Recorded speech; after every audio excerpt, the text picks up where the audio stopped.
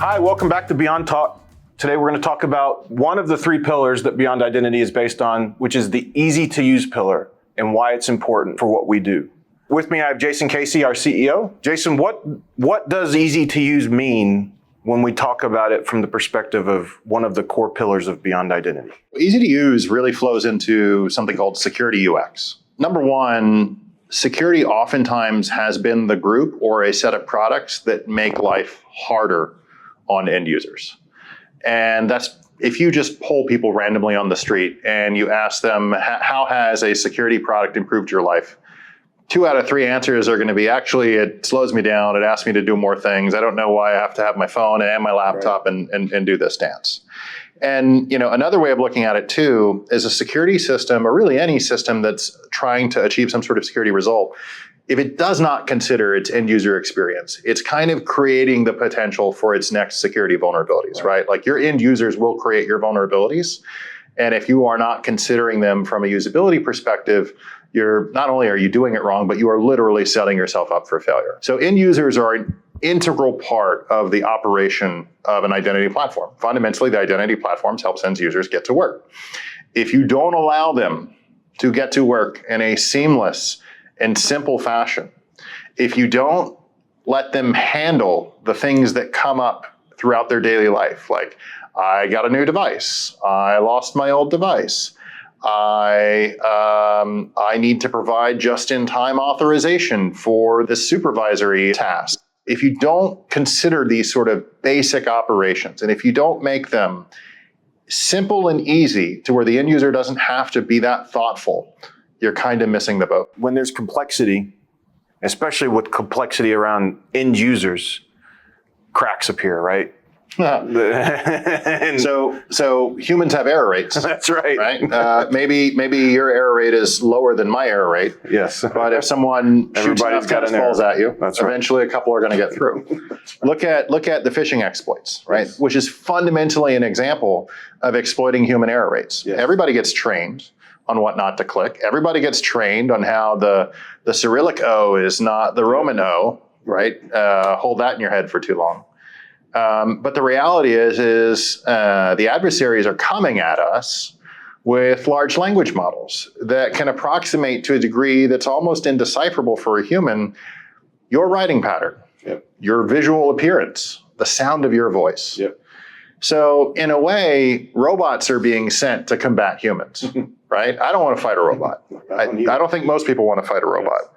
So when we talk about easy to use, another component of that is recognizing the fact that a traditional system that doesn't consider its end users takes this fundamentally technical problem. Is this link valid? Yes. Is this link coming from the right place? And rather than solve that problem, it says, my user can figure it out with enough training. The most secure, complex product, if the end user experience isn't easy, if the end user can screw up and violate the security of the system, then there's a problem.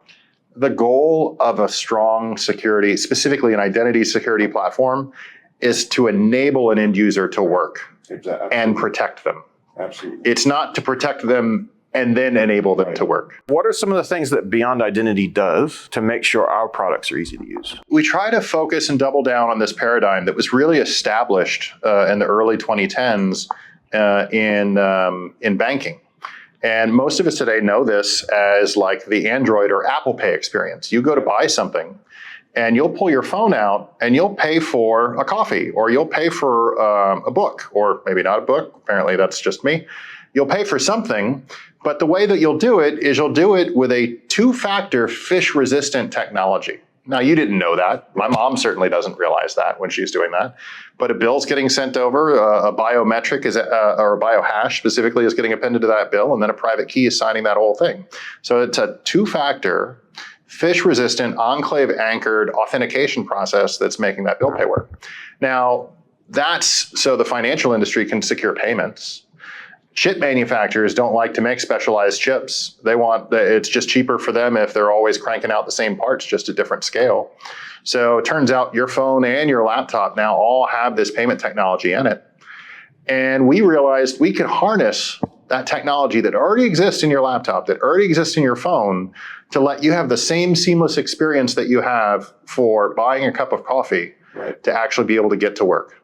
Fundamentally, having an easy to use end user experience that is so easy, it's just like if I were paying for a cup of coffee, but it uses the same strong security technology that's built into the hardware, rooted into the hardware. You were telling me about this guy saying he had just configured two-factor. Why are his email accounts still getting compromised? Right. It boils down to like there's really only one of 3 or 4 ways in which it was happening, but they're all pretty clear, right? Two-factor and multi-factor does not save you unless it's phish resistant. TOTP is not phish resistant. Magic Link is not phish resistant. And in fact, a lot of the things that claim they're passwordless are in fact not phish resistant. And fundamentally, what the root problem really boils down to kind of a usability problem. In this two-factor this gentleman had set up, the end user is being expected to understand if they're logging into a legitimate service or not.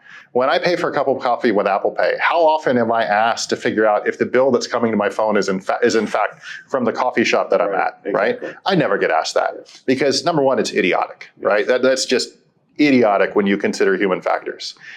Second is the financial industry, and specifically the retail industry, is acutely aware of user experience and its impact, right, on the financial longevity or just operation of a business.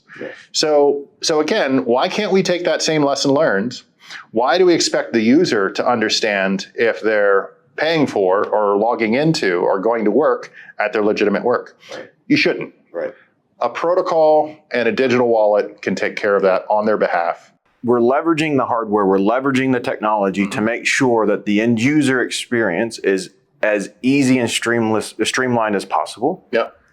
And then as a company, we invest a lot of time and energy into making sure we build the products and design the products so that they are easy to use. 100%. Right? We have people here who that's their job, to make sure that it's easy to use. Security UX is a real discipline. Absolutely. It's not something that you, and by the way, this problem isn't solved by just hiring a couple UX designers. It is an ethos. It has to be part of the philosophy. The way you get outcomes is through behavior. It has to be reinforced through the behavior of the entire company. Absolutely. Getting back to like who you hire, how do you build, what do you build, how do you deliver, and how do you operate? Easy to use is fundamental to what we do as Beyond Identity. It's fundamental to delivering a secure experience for our customers, to helping them get to work, and to helping us protect them. And it is one of the fundamental pillars that Beyond Identity is built on. Check out the other 2 videos about Beyond Identity's other 2 core pillars, and thanks for watching.